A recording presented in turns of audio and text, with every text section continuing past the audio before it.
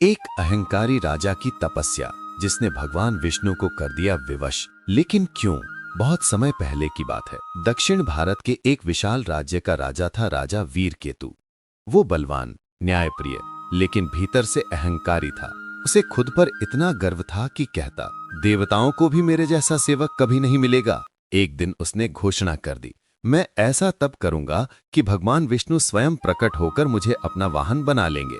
मैं उन्हें अपने कंधों पर लेकर स्वर्ग तक ले जाऊंगा। लोग चकित थे, एक मानव राजा भगवान विष्णु का वाहन बने, ये कैसे संभव है? राजा जंगल में गया और कठिन तप करने लगा। धूप, बारिश, तूफान में भी वो अडिग रहा। सालों की तपस्या के बाद धरती कांपने लगी। आकाश में एक तेज प्रकाश फैला। भगवान विष्णु प्रकट हुए। उनकी आंखों में करुणा थी, उनकी भौहें तन चुकी थीं। उन्होंने कहा, राजा वीरकेतु, तुमने मुझे पाने के लिए कठिन तप किया है। क्या तुम्हारा उद्देश्य भक्ति था या घमंड?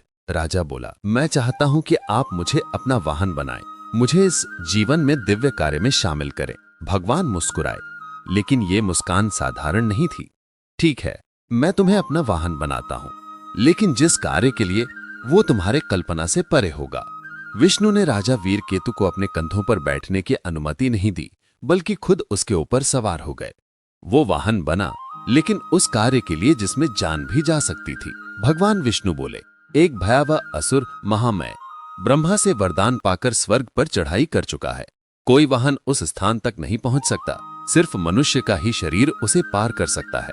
राजा का शरीर थक चुका था, लेकिन विष्णु की उपस्थिति से उसमें चमत्कारिक शक्ति आ गई। वो विष्णु को लेकर एक भयावह काले बादलों से घिरे स्थान पर पहुंचा, जहां महामय उसका इंतजार कर रहा था। जैसे ही राजा और विष्णु असुर महामय के पास पहुंचे, असुर ने प्रहार शुरू कर दिए।